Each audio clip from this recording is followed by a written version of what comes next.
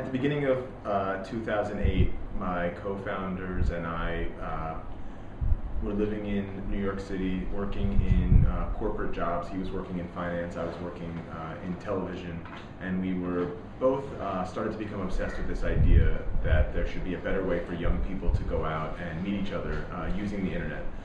We had friends signing up for some online dating sites and coming back and explaining that they were not having good experiences and that they just really wanted to meet new people in a fun, safe, less awkward way. And so for that reason we thought, well, there must be a better way. There must be a better way for young people to go. And so we built a Facebook app really in the form of a prototype just to see if people were interested in using it. And quickly we saw that people were adopting the Facebook app and they were signing up. Within really a few weeks there were about 10,000 people using this little Facebook app that we built. And from there that was enough for us to say, okay, I think we're on to something. We didn't really know where it was going to go, and we were first-time entrepreneurs, so there was a lot of kind of unknown about where this would go, but we knew that we were on to something. And so what we did was we then left our corporate jobs and decided to go full force into the company, which at the time was called Igniter.com. Now we've since changed the brand and the positioning to be called Step Out, but at the time it was Igniter.com.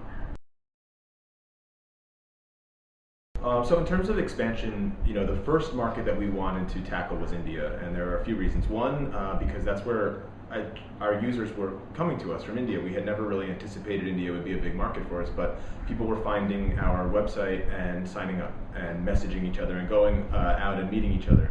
And this was with really no effort on our part whatsoever. So we realized that India is a really big market for us. And when we actually looked at the market demographics and we saw that there were all these changing cultural dynamics at play, like people getting married later, especially in cities, people actually having relationships, multiple relationships before they get married in India now, which is a new phenomenon. This didn't happen 10, 15 years ago, where people would actually have multiple relationships before marriage.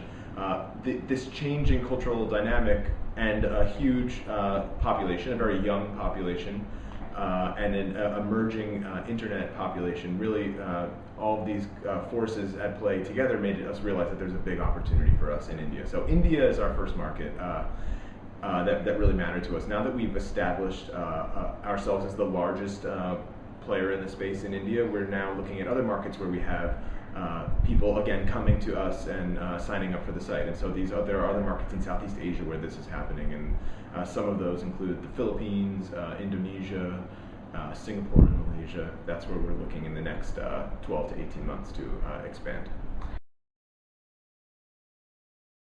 So we have, over the course of the company's history, we've raised a little over $6 million. This came from investors in the U.S., some venture capitalists in the U.S., as well as some investors here in India.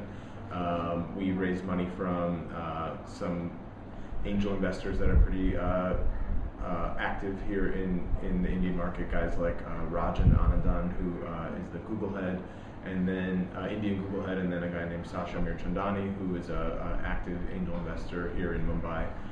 Moving forward, we still have some money in the bank, which is a good thing, so we're not necessarily desperate for investment right now, but as we expand, I think we probably will at some point need more money. We're ramping up our revenue now so that ultimately we don't need to rely on investors to help the company run and grow.